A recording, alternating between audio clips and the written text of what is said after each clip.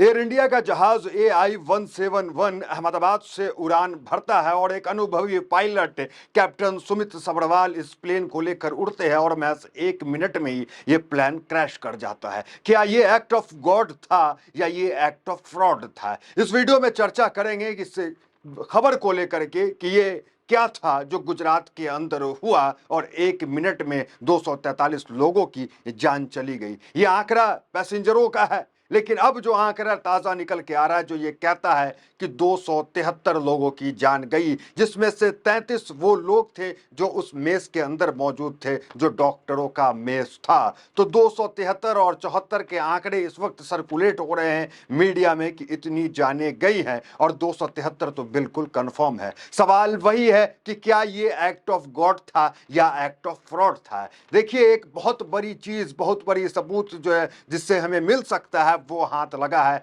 वो है एरोप्लेन का ब्लैक बॉक्स। ब्लैक बॉक्स कल रात में प्राप्त हुई और सही सलामत ये ब्लैक बॉक्स प्राप्त हो गया, जिससे ये पता चलेगा कि क्या प्लेन के अंदर कोई बम विस्फोट हुआ, क्या आतंकी घटना हुई प्लेन के अंदर, या प्लेन जो है जो चालक है, कैप्टन है, उसकी कोई भूल चूक हुई, क्योंकि उस ब्लैक बॉक्स के अंदर सब कुछ जो है रिकॉर्ड रहता है। देखिए, इस वीडियो में अमित शाह की उस वीडियो की भी जिक्र करेंगे जो अभी वायरल हो रहा है और अमित शाह से लोग सवाल पूछ रहे हैं और इस्तीफे भी मांग रहे हैं। अब आते हैं उस मुद्दे पे भी आएंगे जब ATC अहमदाबाद को हमारे कैप्टन जो सुमित सबरवाल है, जिनके पास जो है अनुभव है 8000 घंटे से ज्यादा का फ्लाई करने का, वो मेडे कॉल 3 बार अहमदाबाद ATC को देते हैं, फिर भी अहमदाबाद ATC इस कॉल को रिसीव क्यों नहीं करता। ये भी जो है एक सवाल उत्पन्न होता है। सवाल अडानी से है, क्योंकि वो जो प्रोजेक्ट था, वो जो एयरपोर्ट है, इंटरनेशनल एयरपोर्ट, ये अडानी के अंदर आता था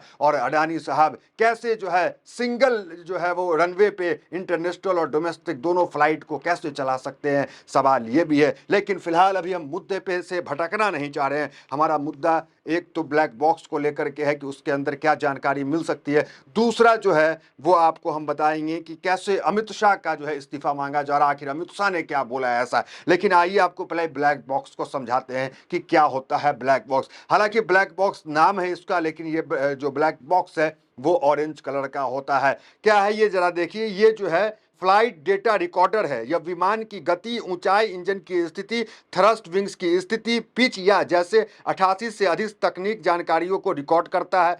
कॉकपिट वॉइस रिकॉर्डर, तो कॉकपिट के भी वॉइस को रिकॉर्ड करता है। पायलट, दो पायलट आपस में क्या बात कर रहे हैं वो भी रिकॉर्ड करता है। पायलट ने कौन कौन सा बटन दबाया, आखिर में क्या किया, वो सब पता चलता है। अगर कोई बम विस्फोट हुआ, कोई आतंकी घटना हुई, कोई हाईजैकिंग कुछ हुआ, तो वो भी वो बताने का काम करेगा। तो वो जो बॉक्स है ब्लैक बॉक्स, और कहा जा रहा है कि ये जो ब्लैक बॉक्स है इसकी क्षमता इतनी होती है। देखिए, ब्लैक बॉक्स विभाग के पिछले हिस्से में लगाया जाता है, क्योंकि दुर्घटना के दौरान विमान का पिछला हिस्सा सबसे अंत में प्रभावित होता है और डेटा सुरक्षित रहने की संभावना ज्यादा होती है। ये रिकॉर्डर मजबूत टाइटेनियम या स्टील केसिंग में बंद होता है जो 1100 मतलब 1100 सेल्सियस तक की गर्मी और भारी दबाव को भी झेल सकता है। इसके अंदर एक अंडर वाटर लोकल बीकन भी होता है जो पानी में गिरने पर 30 दिन तक सिग्नल भेजते रहता है। अगर जहाज पानी में भी गिर जाए तो ये ब्लैक बॉक्स कहाँ पे है, ये जो है 30 दिन तक वो सिग्नल देकर बताएगा कि हम यहाँ पे पड़े हुए हैं, हमें उठा लो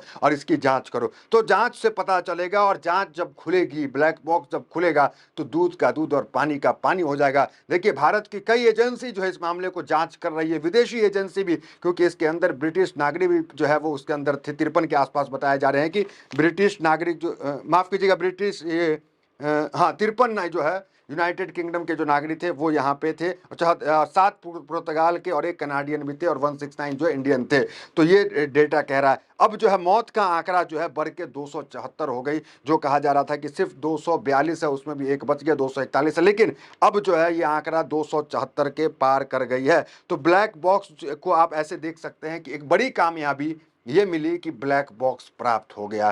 क्या हुआ था अंदर, नहीं हुआ था, क्योंकि एक सवाल ये भी उत्पन्न हो रहा था, क्योंकि ATC अहमदाबाद को मेडे का 3 कॉल गया, फिर भी अहमदाबाद ने रिस्पॉन्स क्यों नहीं किया, उसको लेकर के भी तमाम चीजें खुल जाएगी। देखिए, वो मेडे कॉल का क्या खबर है वो देखिए। कैप्टन ने मेडे कॉल किया था, वो टेक ऑफ के तुरंत बाद इमरजेंसी कर एयर ट्रैफिक कंट्रोल यानी एटीसी को कुछ बताना चाह रहे थे।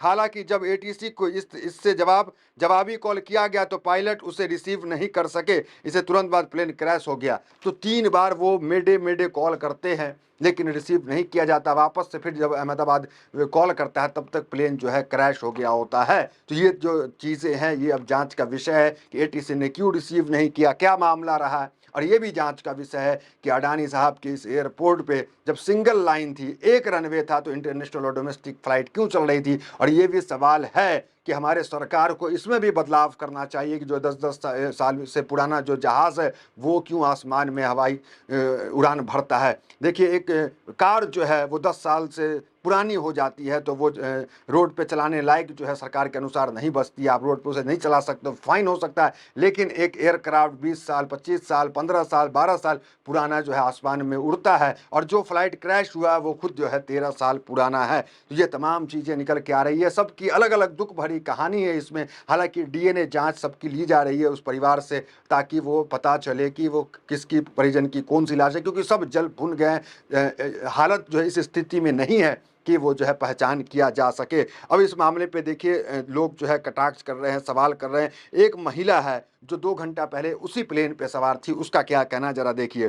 प्लेन क्रैश से पहले खरखराहट की आवाज़ आ रही थी। महिला यात्री हैं, उन्होंने कहा कि हिनाबेन महिला यात्री हैं, ने बताया कि प्लेन से खरखराहट की आवाज़ आ रही थी जब 2 घंटा पहले इसी प्लेन AI 17117 में वो मौजूद थी। एक और व्यक्ति है आकाश वत्स, उसकी भी ट्वीट वायरल हो रहे हैं। उन्होंने एयर इंडिया को ये जानकारी दी थी कि इस फ्लाइट में तकनीकी समस्या है, गड़बड़ी है, और वो उस फ्लाइट में बैठने से काफ़ी नाराज़ थे। तमाम वीडियो बनाए थे, वो भी ट्वीट आप स्क्रीन पे हमारे देख सकते हैं। लेकिन फिर भी एयर इंडिया ने मामले को संज्ञान क्यों नहीं लिया। अब सवाल एयर इंडिया से है, टाटा से है, सवाल जो है अडानी से है, और साथ साथ प्रधानमंत्री नरेंद्र मोदी से भी है। क्योंकि श्रेय लेने की जब भी बात आती है देश की इस राजनीति में, काम कोई करे, श्रेय जो है प्रधानमंत्री अगर लेते हैं तो इसको लेकर जवाबदेही कौन लेगा। पहलगाम के अंदर 28 निर्दोष लोगों की मौत हो जाती है, अमित शाह जवाबदेही नहीं लेते हैं, और अभी जो घटना होती है उसमें भी कोई जवाबदेही लेने वाला नहीं है। सुनिए अमित शाह क्या कह रहे थे, और इस बयान को लेकर अमित शाह की काफ़ी आलोचना हो रही है, जिसमें अमित शाह ये कह रहे हैं कि दुर्घटना को हम रोक नहीं सकते। सुनिए। मैं एक बात जरूर कहना चाहता हूं कि ये एक्सीडेंट है, एक्सीडेंट को कोई रोक नहीं सकता,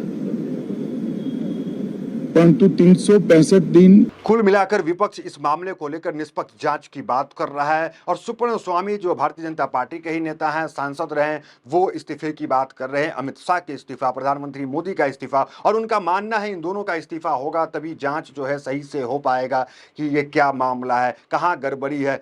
बड़े बड़े नेता जो है, जो ब्लैक बॉक्स प्राप्त हुआ है, अगर थोड़ी सी भी समस्याओं में चूक होगी तो इनको लेकर विवाद उत्पन्न होगा, लोग इस्तीफा मांगेंगे। हमने देखा है देश में सुरेश प्रभु ने इस्तीफा दिया, ममता बनर्जी ने इस्तीफा दिया, नीतीश कुमार ने, लाल बहादुर शास्त्री ने नैतिक जिम्मेदारी के आधार पर इस्तीफा दी है। और भारतीय जनता पार्टी के अंदर नैतिक जिम्मेदारियां चलती है अगर, तो अमित शाह का इस्तीफा जो है यहाँ पे लोग जिस तरह से मांग रहे हैं, उनके ही पार्टी के लोग मांग रहे हैं, क्योंकि लगातार देश में इस तरह की घटनाएं हो रही है और अमित शाह के ऊपर इसकी जिम्मेदारी है। पहलगाम में भी घटना हुई, जिम्मेदारी नहीं लिया गया, और ये प्लेन हादसा भी हुआ, जिम्मेदारी अब तक कोई नहीं ले रहा है। आपका क्या विचार है इस वीडियो में कमेंट करके जरूर बताइए। फिलहाल इस वीडियो में इतना ही, मिलते हैं वीडियो से मेरे साथ। बहुत बहुत धन्यवाद।